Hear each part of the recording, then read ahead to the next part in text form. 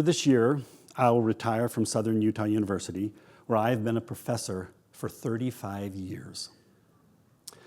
And my time in academia has been a polymathic pursuit, trying to learn a little bit about everything. And as a result, I don't know a lot about anything. People that know me will tell you that I'm easily distracted by new things, right? New ideas. Oh, that sounds interesting.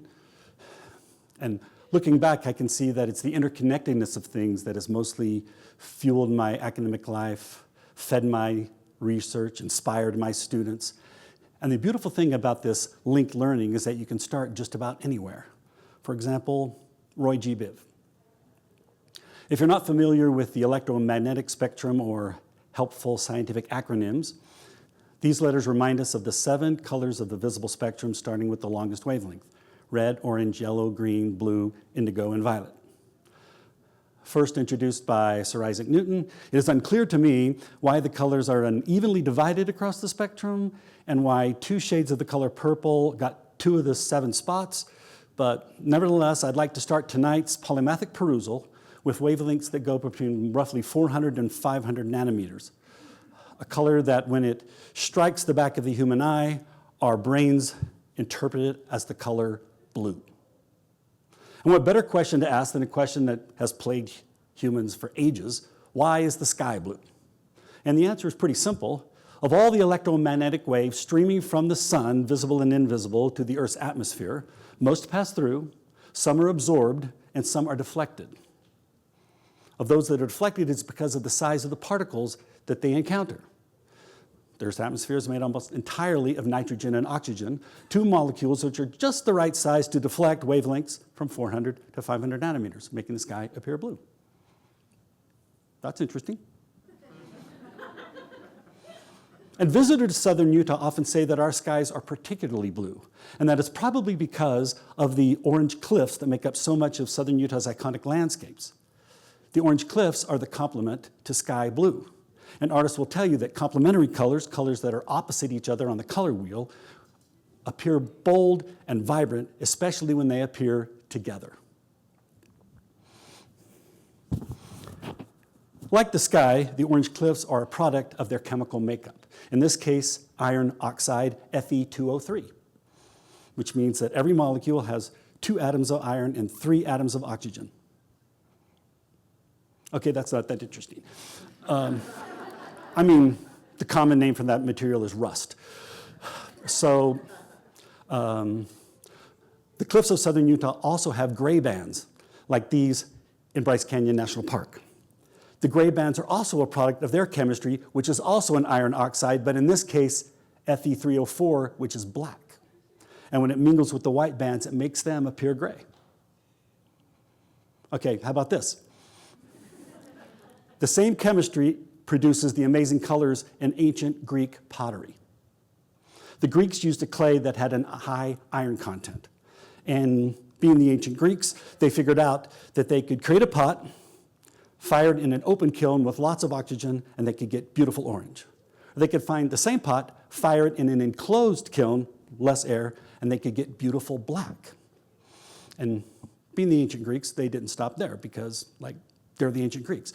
So they discovered a method for creating a pot, firing it in a kiln, then covering part of the design with a thin layer of clay to protect it, and then firing it again in a different kiln. This way, they were able to get both colors on the same pot, made from all the same clay. And voila, Greek red figure pottery. That's interesting. Yeah, but I digress because I'm supposed to be talking about blue. So why is the ocean blue? Despite what your well-meaning parents or second-grade teacher may have told you, it's not because the ocean reflects the color of the sky.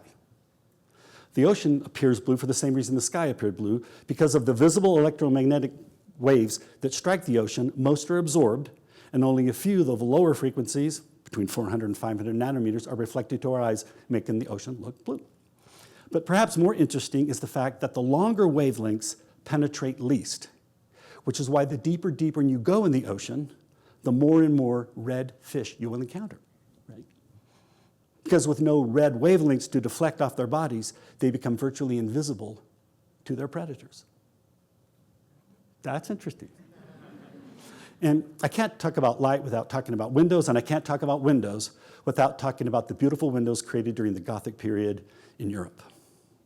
This is one of the most striking, dates all the way back to 1050 AD, and it's known as the Blue Madonna. Thankfully spared from bombing during World War II, the Blue Virgin is one of the most beautiful and oldest windows in the renowned Chartres Cathedral. And the molecular makeup of the glass that surrounds the Madonna is so vivid and so unique that it's known today as simply Chartres blue. Not to be confused with Disney blue, which is a color just adopted in their new logo just last year. And a corporate executive explained that it's an homage to both the Aurora Borealis and Sleeping Beauty. That's interesting. The Blue Virgin also reminds us that aquamarine blue was indicative of both the divine and royalty throughout the Gothic and Renaissance periods. And this is probably because of the difficulty and expense encountered to create this color in either glass or in paint. It wasn't until the late 19th century that painters that wanted to paint with this had to crush a gemstone called lapis lazuli, grind it into powder, and then mix it with the standard ingredients for oil or tempera paint. In this famous painting by Johann Vermeer, the model is noted for her pearl earring, when in reality her blue turban is probably her most expensive accoutrement. Interesting. And in a more modern application, this wavelength that we're talking about made headlines in 2006. Beginning around 1985, computer technology companies were involved in a brisk competition to see who could create storage computer media that could hold more and more information in less and less space, right? And that's how we got Bernoulli drives, floppy disks, not so floppy disks, zip drives, CD-ROMs, and of course, DVDs. And then in the early 2000s, a long sought after method for creating low wavelength lasers was finally developed, which made it possible to create a new storage media. This new storage media was named after the laser that made it possible. The wavelength of the new laser was 405 nanometers. And the name of the new technology was Blu-ray. Interesting. And speaking of technology, how about the low frequency radio waves that make it possible for your cell phone to talk to your earbud? The name of this technology has absolutely nothing to do with the electromagnetic spectrum and everything to do with a legendary Nordic king who united Norway and Denmark in 958 AD. It is, of course, named after the famous King Harold Bluetooth.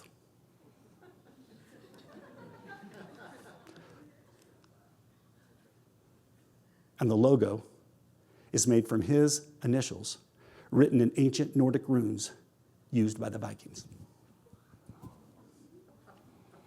That's interesting. But we would totally miss the boat if we think of blue as only an electromagnetic wave or a color. Because in Western culture, blue has also become associated with deep human feelings and unusual behaviors and fringe enterprises. For example, going all the way back to 1600, the hallucinations that often accompany withdrawal from alcohol addiction were known simply as the Blue Devils. And in the 1700s, an informal women's movement that focused on education and mutual cooperation was known as the Blue Stocking Society. And the members, known as Blue Stockings, were instrumental in widening and redefining the roles of women in the 18th century.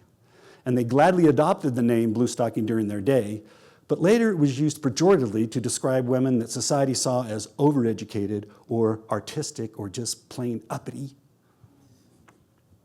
Yeah, interesting. And around the same time in England, an Anglican priest named Samuel Peters, who was opposed to the idea of American independence, published a hoax that he called the Code of 1650.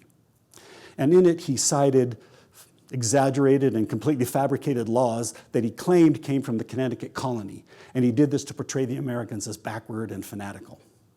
And on the title page of his book, he describes the laws and judicial proceedings of the New Haven colony as blue laws. And though the book doesn't totally explain where he got that name, the name stuck and became part of the Western lexicon. And even today, in America, laws that prohibit specific commercial activities on Sundays are still called blue laws. That's interesting. Oh, and by the way, the 1877 edition of Reverend Peter's book came out in a blue cover. Which reminds me of other books that are famous for their blue covers, like government manuals, blank notebooks for handwritten essay exams, guidebooks for legal citations, and prices for used cars, all known simply as blue books. And speaking of books, in the 19th century, blue also became associated with feelings of illness or melancholy. And in his famous book, Walden, Henry David Thoreau specifically mentions ennui and the blues. And around the same time in Spain, Pablo Picasso was creating a series of paintings that he said were inspired by the suicide of his friend Carlos Castanedas. And the somber mood of these paintings, their mostly monochromatic palette, caused art historians to refer to the series of paintings as Picasso's Blue Period. And around the same time, in the American Deep South, African-American songs, chants, and work songs and spirituals were evolving into a new form of music, moving form of music, that is characterized by specific chord progressions across 12 measures that's called 12 bars. I hate to see the evening sun go down. I hate to see the evening sun go down. 'Cause my baby, she done left this town.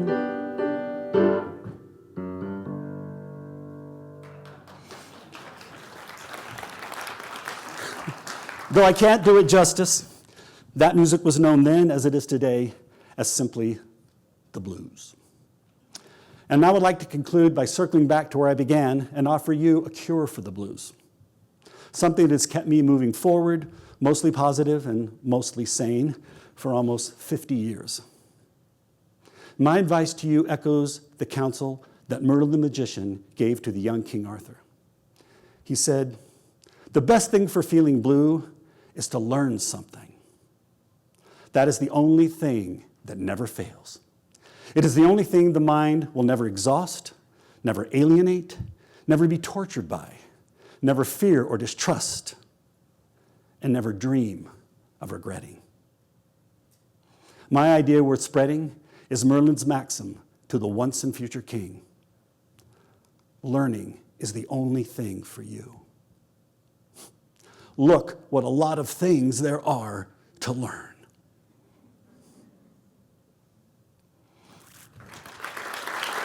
Thank you for coming tonight.